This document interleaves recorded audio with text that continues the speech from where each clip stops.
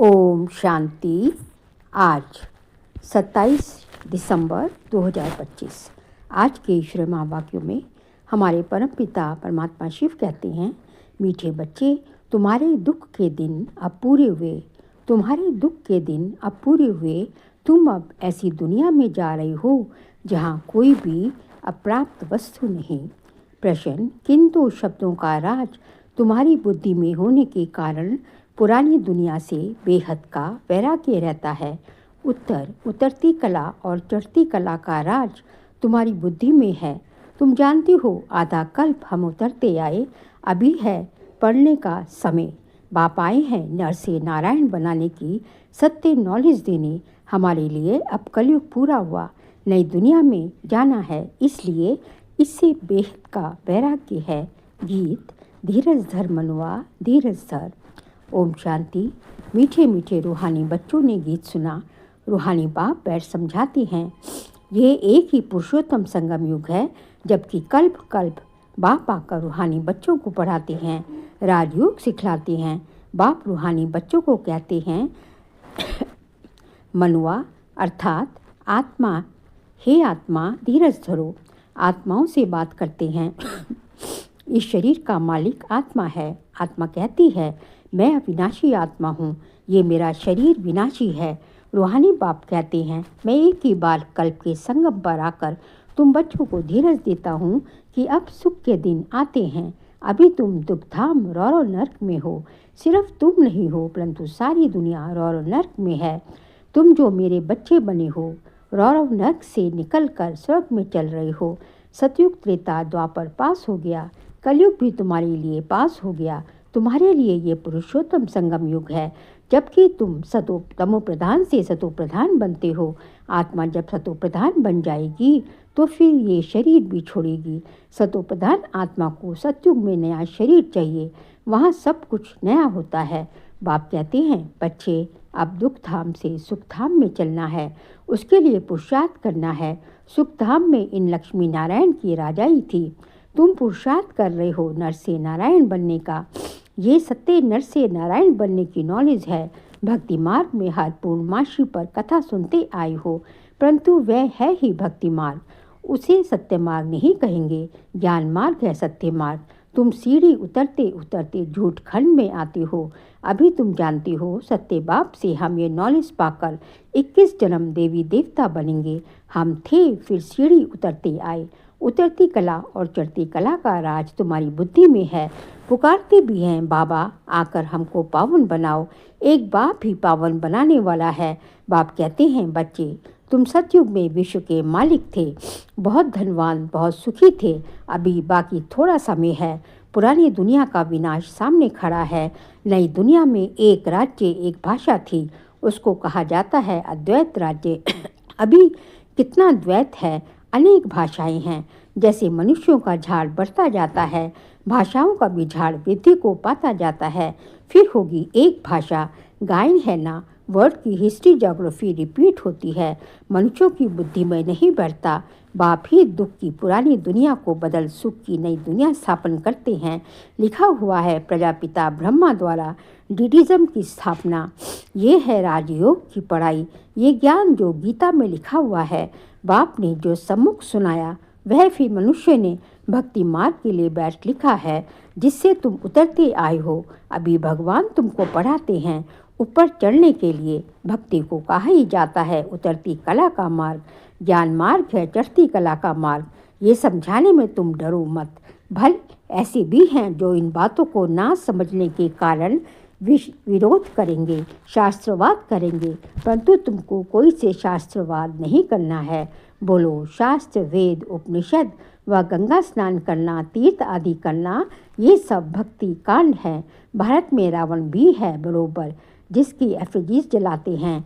वैसे तो दुश्मनों की एफिजी जलाते हैं अल्पकाल के लिए। ये इस एक रावण की ही एफिजी हर वर्ष जलाते आते हैं। बाप कहते हैं, तुम गोल्डन एजिड बुद्धि से आयरन एजिड बुद्धि हो गए हो। तुम कितने सुखी थे। पाप आते ही है सुखधाम की स्थापना करने। फिर बाद में जब भक्ति मार्ग शुरू होता है तो दुखी बनते हैं। फिर सुखदाता को याद करते हैं, वह भी नाम मात्र, क्योंकि उनको जानते नहीं। गीता में नाम बदल दिया है। पहले पहले तुम ये समझाओ कि ऊंचते ऊंच भगवान एक है। याद भी उनको करना चाहिए। एक को याद करना, उसको ही अभिविचारी याद, अभिविचारी ज्ञान कहा जाता है। तुम अभी ब्राह्मण बने हो तो भक्ति नहीं करते हो। तुमको ज्ञान है, बाप पढ़ाते हैं, जिससे हम ये देवता बनते हैं। देवी गुण भी धारण करने हैं। इसलिए बाबा कहते हैं अपना चार्ट रखो तो मालूम पड़ेगा हमारे में कोई आसुरी गुण तो नहीं है। देह अभिमान है पहला अवगुण, फिर दुश्मन है काम। काम पर जीत पाने से ही तुम जगत जीत बनेंगे। तुम्हारा उद्देश्य ही ये है। इन लक्ष्मी नारायण के राज्य में कोई अनेक धर्म थे नहीं। सतयुग में देवताओं का ही राज्य होता है। मनुष्य होते हैं कलयुग में। भली वह भी मनुष्य हैं, परंतु देवी गुण वाले। इस समय सब मनुष्य हैं आसुरी गुणों वाले। सतयुग में काम महाशत्रु होता नहीं। बाप कहते हैं इस काम महाशत्रु पर जीत पाने से तुम जगत जीत बनेंगे। वहाँ रावण होता नहीं। ये भी मनुष्य समझ नहीं सकते। गोल्डन एज से उतरते उतरते तमो प्रधान बुद्धि बने हैं। अब फिर सतो प्रधान बनना है। उसके लिए एक ही दवाई मिलती है। बाप कहते हैं अपने को आत्मा समझ बाप को याद करो तो जन्म जन्मांतर के पाप भस्म हो जाएंगे। तुम बैठे हो पापों को भस्म करने, तो फिर आगे पाप नहीं करना चाहिए, नहीं तो वह 100 गुना बन जाएगा। विकार में गए तो 100 गुना दंड पड़ जाएगा। फिर वे मुश्किल चढ़ सकते हैं। पहला नंबर दुश्मन है ये काम। 5 मंजिल से गिरेंगे तो हड़गुड़ एकदम टूट जाएंगे, शायद मर भी जाए। ऊपर से गिरने से एकदम चकनाचूर हो जाते हैं। बाप से प्रतिज्ञा तोड़ काला मुंह किया तो गोया आसुरी दुनिया में चला गया, यहाँ से मर गया। उनको ब्राह्मण भी नहीं शूद्र कहा जाएगा। बाप कितना सहज समझाते हैं। पहले तो ये नशा रहना चाहिए। अगर समझो श्री कृष्ण भगवानवाच भी हो, ये भी तो जरूर पढ़ा करके आप समान बनाएंगे ना। परंतु श्री कृष्ण तो भगवान हो न सके, वह तो पुनर्जन्म में आते हैं। बाप कहते हैं मैं ही पुनर्जन्म रहित हूँ। राधे कृष्ण लक्ष्मी नारायण अथवा विष्णु एक ही बात है। विष्णु के 2 रूप लक्ष्मी नारायण और लक्ष्मी नारायण का ही बचपन है। राधे कृष्ण ब्रह्मा का भी राज समझाया है। ब्रह्मा सरस्वती सो लक्ष्मी नारायण अब ट्रांसफर होते हैं। पिछाड़ी का नाम इनका ब्रह्मा रखा है। बाकी ये ब्रह्मा तो देखो एकदम आयरन एज में खड़ा है। यही फिर तपस्या कर श्री कृष्ण व श्री नारायण बनते हैं। विष्णु कहने से उसमें दोनों आ जाते हैं।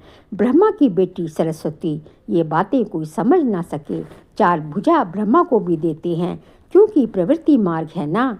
निवृत्ति मार्ग वाले ये ज्ञान दे न सके। बहुतों को बाहर से फंसा कर ले आते हैं कि चलो हम प्राचीन राजयोग सिखलाएं। अब सन्यासी राजयोग सिखला न सके। अब ईश्वर आए हैं, तुम अब उनके बच्चे ईश्वरीय संप्रदाय बने हो। ईश्वर आए हैं तुमको पढ़ाने, तुमको राजयोग सिखला रहे हैं। ये तो है निराकार, वह तो है निराकार। ब्रह्मा द्वारा तुमको अपना बनाया है। बाबा बाबा तुम उनको कहते हो। ब्रह्मा तो बीच में इंटरप्रेटर है, भाग्यशाली रथ है। इस द्वारा बाबा तुमको पढ़ाते हैं। तुम भी पतित से पावन बनते हो।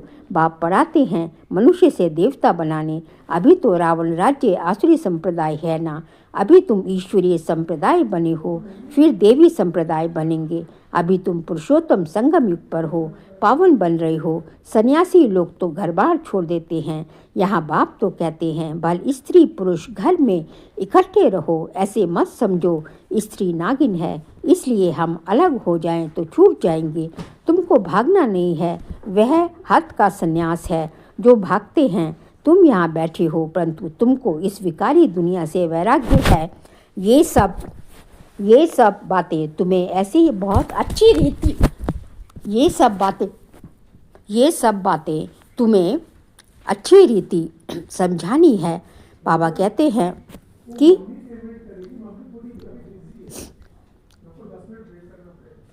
ये सब बातें तुमको अच्छी रीति समझानी है।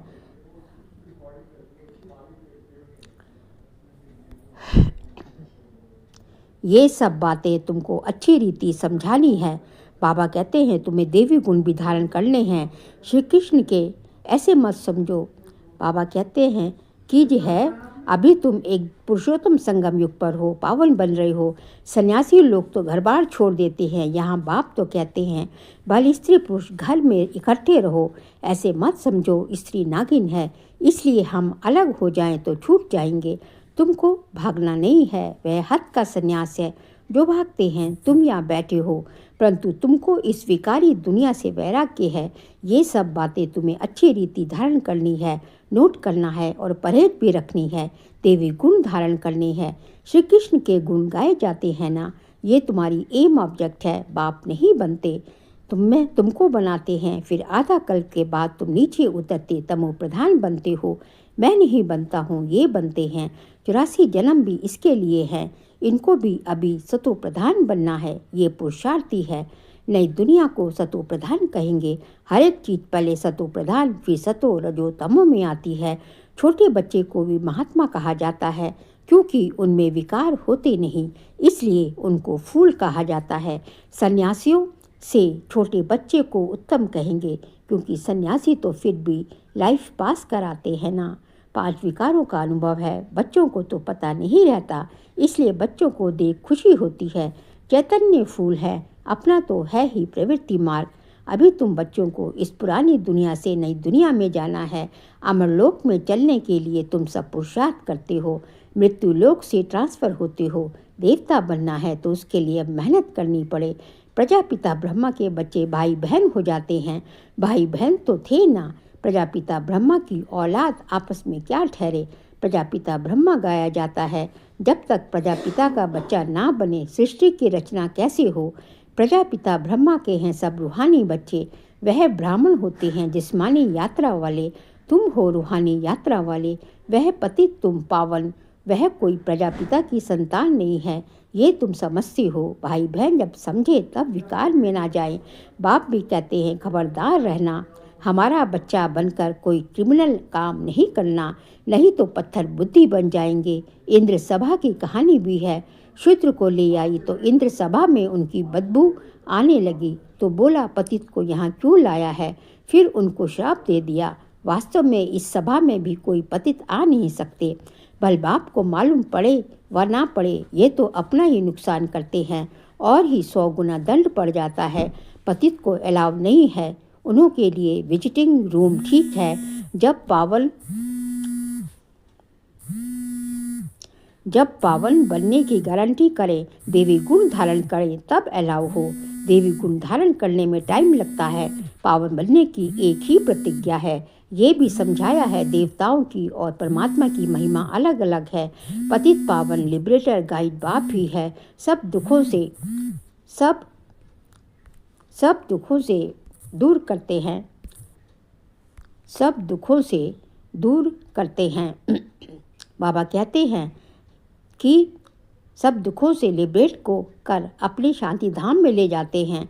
शांति धाम, सुख धाम और दुख धाम, ये भी चक्र है। अभी दुख धाम को भूल जाना है। शांति धाम से सुख धाम में वो आएंगे जो नंबरवार पास होंगे, वही आते रहेंगे। ये चक्र फिरता रहता है। ढेर की ढेर आत्माएं हैं, सबका पाठ नंबरवार है, जाएंगे भी नंबरवार। उनको कहा जाता है शिव बाबा का सिजरा अथवा रुद्रमाला। नंबरवार आते हैं, फिर नंबरवार आते हैं, फिर जो है नंबरवार ही जाते हैं। नंबरवार आते हैं, फिर नंबरवार आते हैं। दूसरे धर्म वालों का भी ऐसा होता है। बच्चों को रोज़ समझाया जाता है, स्कूल में रोज़ नहीं पढ़ेंगे, मुरली नहीं सुनेंगे तो फिर एब्सेंट हो जाएंगे। पढ़ाई की लिफ्ट तो ज़रूर चाहिए। गवर्नमेंट यूनिवर्सिटी में एब्सेंट थोड़ी ही होनी चाहिए। पढ़ाई